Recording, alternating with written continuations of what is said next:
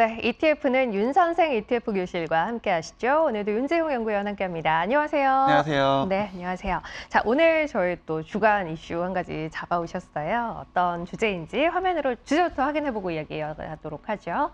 자, 오늘의 주제는 일본 상장 ETF를 고르셨어요. 태그를 뭐 이것저것 많이 네. 달아주셨는데 주제는 일본 상장 ETF입니다. 일본 상장 ETF, 저희가 일본 상장 ETF에까지 관심을 가져야 하는 이유가 먼저 오늘 이거 준비하신 포인트를 먼저 좀 볼까요? 네. 오늘 좀 일본은 우리한테 있어서 좀 정말 먼 나라, 이웃 나라라는 맞아요. 표현이 좀 맞는 것 같아요. 네. 정말 지리적으로 가깝게 있지만 사실 심리적으로나 심정적으로 멀죠. 그렇죠. 약간 네. 멀리 있는 나라예요. 뭐 일본 ETF 시장 좀 간략하게 말씀을 드리면 네. 잔고가 순자산 총액 기준으로 해서 600조 원이 넘는 굉장히 큰 시장입니다. 그러네요. 뭐 한국 시장이 약간 80조가 안 되다 보니까 이제 굉장히 큰 차이가 나는데 많이 크네요. 네. 네. 그런데 특이하게도 일본 중앙은행이 전체 잔고의 80%를 가지고 있어요. 아, 500조 80%를? 정도를 일본은행이 네. 가지고 있고 나머지 한 100조 정도 되는 시장이라고 보면은 좋을 것 같습니다. 좀 거래량도 사실 뭐 많지는 않은 편인데 네. 굳이 좀 봐야 될 이유들 어떤 것들이 있을까 좀 장표로 좀 정리를 해봤는데요. 네. 네, 좀 화면 보면서 좀 말씀을 드리겠습니다. 네. 첫 번째 키워드는 이제 글로벌 경쟁력이 될 것 같아요. 예를 들면 뭐 로봇이라든가 이런 이제 기업들 많이 상장이 좀 되어 있고요. 네. 두 번째 키워드는 워낙 또 저금리 시대에 살아온 국가다 보니까 그렇죠. 어떤 인컴 관련해서 리츠라든가 뭐 배당 같은 아. ETF들 역시 상장이 많이 되어 있고요. 이 외에도 최근에 좀 일본 상장 ETF들 좀 관심 조금 있는 것 같습니다. 좀 생긴 이유가 결국 이 엔화 기반으로 하다 보니까 엔화가 좀 굉장히 좀 싸다라는 그렇죠. 거죠. 달러가 네. 지금 굉장히 높아진 네. 상태다 보니까 좀 상대적으로 이 엔화로 우리가 거래할 수 있는 일본 상장 ETF에 대해서 관심을 좀 가지시는 것 같습니다. 자, 그러면 최근에 이 엔화 가치와 아마 연동해서 관심이 좀 증가하고 줄어들고 하는 흐름이 눈에 확실히 띌 것 같기는 한데 국내 시장에서 일본 상장 ETF에 대한 관심이 실제로 좀 늘었나요? 이제 사실 이제 일본 시장은 이제 과거 대비해서 이제 전체적인 이제 관심도 좀 줄어든 것 같긴 해요. 과거에 비해서 좀 역시나 이제 차트 보면서 좀 말씀을 네. 드릴 텐데, 이제 왼쪽 화면에 보시는 차트는 이제 일본 주식입니다. 주식 전체. 네. 보관 잔액 자체는 이제 좀 증가를 했지만 이 비중 자체는 거의 한 40%대, 2012년 기준 40%대였던 게 지금 한 4.5% 정도까지.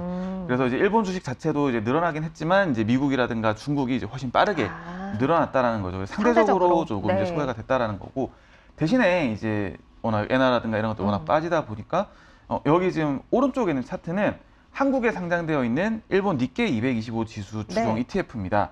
6월 기점으로 해서 자금 처음 유입이 알았네요. 굉장히 좀 빠르게 네. 좀 들어오고 있어요. 거의 한 3천억 가량 되는 자금이 좀 유입이 되고 있습니다. 그래서 어떻게 보면 이제 시장 관심을 어디서 읽을 거냐라고 했을 때 이 거래량이라든가 자금 유입 정도를 좀 볼 수가 있을 네, 것 같은데 그 자금 유입 측면에서 봤을 때 좀 자금이 좀 관심이 좀 늘어나고 있다라고 볼 수가 있겠습니다. 그러게요. 일본 ETF에 대한 자금이 최근에 이제 많이 유입되고 있다라는 걸로 관심이 높아지고 있는 걸 저희가 방증할 수 있다라는 거고. 다만 이제 일본 주식의 비중 자체는 워낙 다른 쪽으로 많이 분산이 그쵸, 됐기 예. 때문에 좀 줄어들었다라는 거 이야기 드렸습니다. 자, 그럼 다시 처음으로 돌아가서 저희가 일본 상장 ETF에 관심을 가져야 하는 이유 그 세 가지 포인트 이야기하셨는데요. 네네. 글로벌 경쟁력을 갖추고 있는 기업들이 있다. 또 인컴 자산이 잘 돼 있다라는 거. 또 엔화가 약세다라는 포인트 하나씩 좀 자세히 볼까요? 네. 우선 이제 글로벌 경쟁력 측면에서 봤을 때 어떤 뭐 로봇이라든가 뭐 대표적으로 뭐 환학이라든가 이런 기업들 네. 있죠. 그런 기업들 좀 상장이 되어 있고요. 이 외에도 뭐 인컴이라든가 이쪽 측면 좀 살펴볼게요. 우선 이제 화면 보면서 좀 말씀을 드릴 텐데 네. 일본 리츠 시장이 글로벌 리츠 시장에서 좀 2위를 차지를 하고 있습니다. 리츠 시장 굉장히 좀 발달이 되어 있고 그렇다 보니까 이 일본 리츠 ETF 역시도 분배금 좀 꾸준하게 좀 늘리고 있죠. 이거는 이제 분기 단위로 배당금이 좀 지급이 된 거고요. 일본 리츠들 좀 살펴보면 대략 한 3에서 4% 정도 엔화로 좀 배당을 지급을 하고 분배금을 좀 지급을 하고 있습니다. 이 외에 또 이제 그 일본 같은 경우는 이제 일찍부터 좀 해외 투자가 좀 활성화가 되어 있다 보니까 네. 일본 상장 ETF들 보면은 해외 지수형 ETF 내에 환해지형 ETF들도 굉장히 많아요. 그러다 보니까 만약에 엔화가 좀 강세로 갈 거다라고 네. 전망하시는 분들은 이제 일본에 상장되어 있는 미국 지수 환해지형을 통해서 좀 접근을 하게 되면 이 엔화가 강세로 가는 것을 좀 더 이제 온전하게 좀 노려볼 수가 있을 것 같습니다. 그리고 그 ETF에 대해서 좀 더 이제 얘기를 하는 게 네.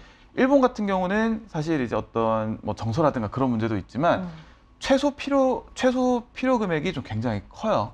최소 매매 단위가 높다는 얘기. 그렇죠. 이제 최소 매매 단위도 있고 매매 단위가 있다 보니까 매수에 필요한 최소 금액이 좀 굉장히 높습니다. 아까 이제 예를 들어서 말씀드렸던 네, 네. 환합 같은 경우는 제가 한 번 살려고 하면은 2천만 원 정도 최소가? 최소 필요하고요. 네. 그리고 이제 니케이 225 기준으로 보게 되면은 평균 한 430만 원 정도 자금이 필요해요. 제일 높은 게 8천만 원. 8천만 원. 패스트 리테일링이라고 네.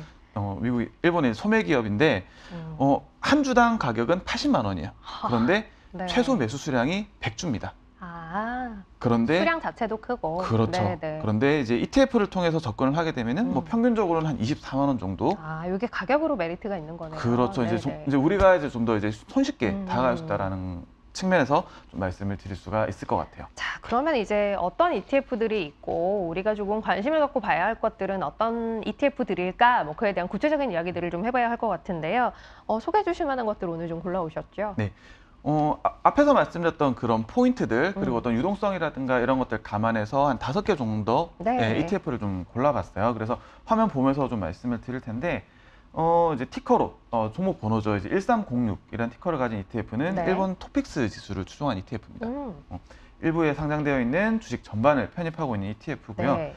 이외에 이제 1343이라는 티커를 가진 ETF는 일본 리츠 전반, 그다음에 1489라는 티커를 가진 ETF는 일본의 어떤 대표적인 지수죠. 니케이 225 지수 내에서 고배당 50종목을 골라낸 그런 ETF입니다. 그리고 좀 계속해서 보면 좀 성장 산업 역시도 좀 빠뜨릴 수가 그렇죠. 없을 것 지수도 같아요. 그렇고 리츠도 그렇고 배당도 그렇고 사실은 안정형 뭐 이제 조금 저변동성 이런 쪽으로 테마를 꼽을 수 있을 것 같기 때문에 성장형은 어떤 것들이 있는지도 궁금해요. 네, 좀 성장 관련해서는 사실 일본 시장에서 이제 테마형 ETF가 이제 본격적으로 상장되기 시작한 게 사실 오래되진 않았습니다. 네. 역시나 좀 화면 보면서 좀 말씀을 드릴 텐데 좀 대표적으로 좀 꼽을 만한 게 이제 일본 반도체 산업 그리고 글로벌 경쟁력 상위 20개 기업을 묶은 ETF 2가지 정도를 좀 꼽을 수가 있을 것 같아요. 네. 그래서 이제 일본 반도체 같은 경우는 어떤 소재라든가 어떤 장비 쪽에 좀 강점이 있다라고 볼 수가 있을 것 같고 글로벌 경쟁력 상위 관련된 ETF 같은 경우는 글로벌 시장에서 이 마켓쉐어가 높은 기업들만 묶은 형태라고 좀 보시면 될 것 같습니다. 네. 뭐 소니라든가 뭐 히타치 이런 기업들이 편입이 되어 있고요. 네, 일본 상장 ETF들의 관심을 가져야 하는 이유 포인트 3가지로 이야기를 드렸고 그 포인트를 녹인 ETF도 5종 소개를 해드렸습니다. 한번 관심 갖고 지켜보시면 괜찮지 않을까 싶고요. 자, 그럼 바로 이어서 시장 동향에 대한 이야기로 넘어가도록 하죠. 일단 전반적인 시장 내에서의 글로벌리 어떤 키워드들이 눈에 띄었는지부터 정리를 해볼까요? 우선 이제 지난주 시장 같은 경우는 이제 기술주 관련해서 좀 약세를 보였고요. 네. 반면에 뭐 국내가 됐든 미국이 됐든 약간 이제 전통 관련된 산업들이 좀 상승을 보였습니다.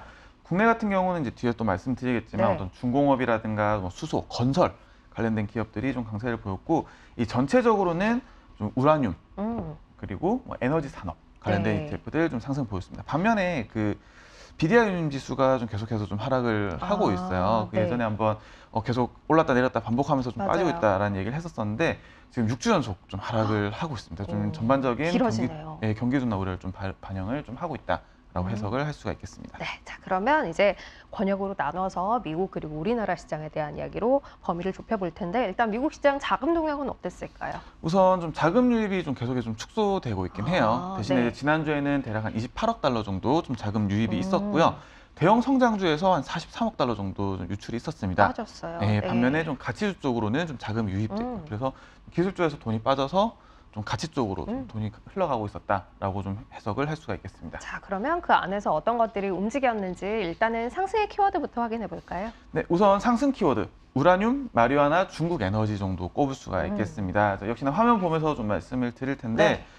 역시나 이제 이런 대체 에너지로서 그 대체 에너지로 가는 이 중간 단계로서 이제 원자력 관련된 얘기가 좀 계속 네. 나오고 있어요. 그러다 보니까 이제 우라늄 채굴 그리고 마리아나라든가 이제 역시나 맨 밑에 있는 것도 티커로 URA 티커를 가진 ETF 역시도 이제 우라늄 채굴 우라늄이네요. 네. ETF입니다. 지금 거의 한 11% 넘는 좀 상승을 보였다라는 거 좀 짚을 수가 있겠고요. 주식형만 추려서 볼까요? 네, 주식형 추려서 좀 보게 되면 그 미국 상장 중국 기업 그리고 중국 에너지 섹터 그리고 중국 경기 소비재 이런 좀 중국 관련된 ETF들이 좀 높은 상승률을 보였습니다. 자, 그럼 이번엔 하락의 키워드 확인해 보죠. 네, 하락 키워드는 아까 말씀드렸던 뭐 BDI 운임지수라든가 탄소 배출권 가격이 조금 빠졌어요. 네. 그리고 블록체인 역시도 좀 하락을 보였고요.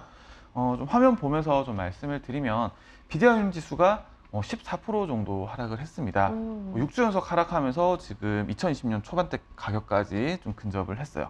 네. 이외에도 뭐 디지털 혁신 테마라든가 블록체인 관련된 ETF도 각각 8%, 7%가량 하락을 보였습니다. 자, 그럼 이제 한국으로 넘어오죠. 한국은 최근에 인버스 비중이 좀 높아지고 있다는 이야기를 꽤 자주 했던 것 같은데 맞아요. 지난 한 네. 주간은 어땠을까요? 지난주 자금은 조금 이제 개선이 됐습니다. 네. 일단 전체적인 흐름 자체도 자금 유입으로 전환을 했고요. 네.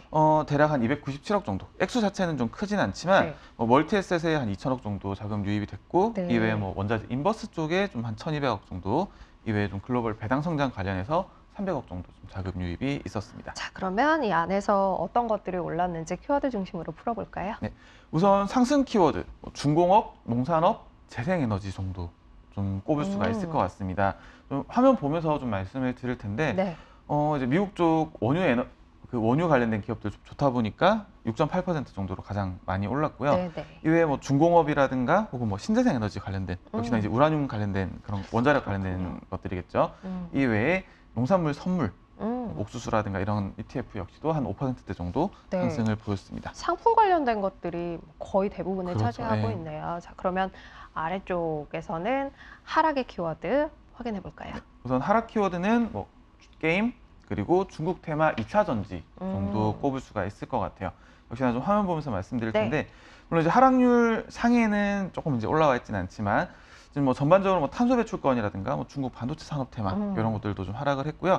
이에 뭐 게임이라든가 이제 뭐 아까 말씀드렸던 것처럼 뭐 중국 테마라든가 이런 것들도 좀 높은 하락률을 보였습니다. 중국이 다시 또 아래쪽에 그쵸, 위치를 해 있네요. 자, 그러면 이제 한 주 시장 쭉 정리하면서 요 한마디 짚고 넘어갑시다 하는 부분 있다면 정리해 볼까요? 우선 이제 주간 요약은 파월 연준 의장발 충격이라고 네. 좀 정리를 했습니다. 충격이 꽤 길게 가고 있어요. 그렇죠. 굉장히 좀 네. 매파적인 발언을 했고요. 이 외에도 이제 이런 우리가 이제 데이터 관련해서 이 경제 지표 관련된 이 증시 민감도가 좀 굉장히 높아지겠구나. 특히나 화요일 증시도 그랬고요. 그래서 주요 이제 경제 지표들 관련된 일정들은 저희가 또 짚어드리고 있다 보니까 네. 주요 지표들 나올 때 좀 주의 깊게 네. 살펴보시는 것도 좋을 것 같습니다. 자, 아무래도 월말 월초고 중요한 지표들이 많이 나오는 시즌이기도 하고요. 저희 일정으로 늘 정리를 해드리고 있습니다. 그것도 자료로도 올라가니까요. 확인해 보시면 좋을 것 같고요. 오늘 이야기 드린 ETF 시장 관련한 이야기도 역시 화면 하단에 링크 달아드릴 테니까요. 자료로 좀 깊이 있게 보시면 좋지 않을까 싶습니다. 오늘 윤선생 ETF 교실 여기서 마무리하도록 하죠. 윤재홍 연구위원 함께했습니다. 고맙습니다. 고맙습니다.